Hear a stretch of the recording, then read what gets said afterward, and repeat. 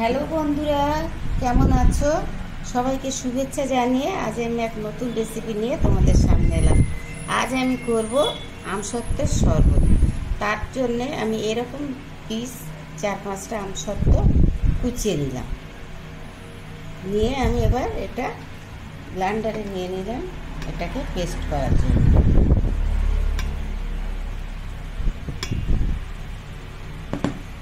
এবার আমি পেস্ট করব। বন্ধুরা, আমার আমসত্ত্ব পেস্ট করা হয়ে গেল। এবার আমি একটা পাত্রে পেস্টটা ঢেলে নেব।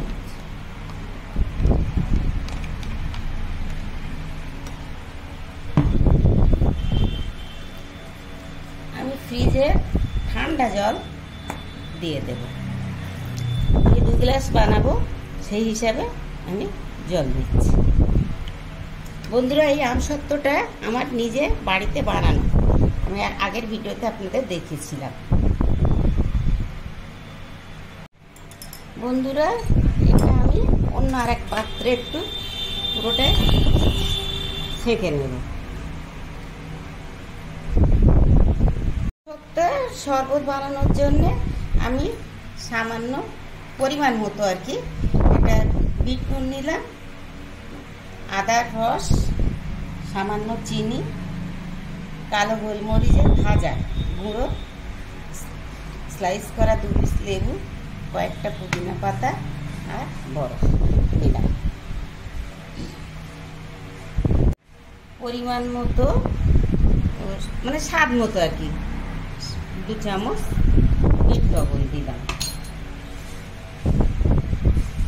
আদার রস দিলাম,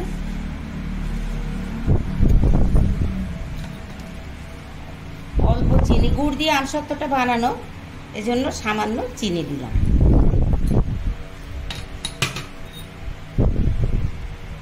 গোলমরিচের গুঁড়ো 2 চামচ দিলাম। বন্ধুরা, ভালো করে আমি মিশিয়ে নিলাম। এবার আমি সার্ভ করব। একটু বরফ দিলাম, উপর থেকে 2-1 টুকরো বরফ দিলাম।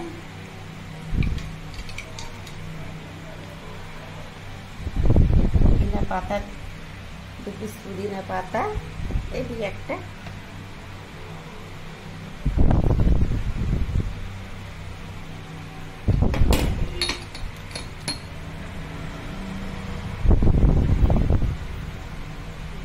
বন্ধুরা, আমার তৈরি হয়ে গেল আমসত্ত্ব শরবত।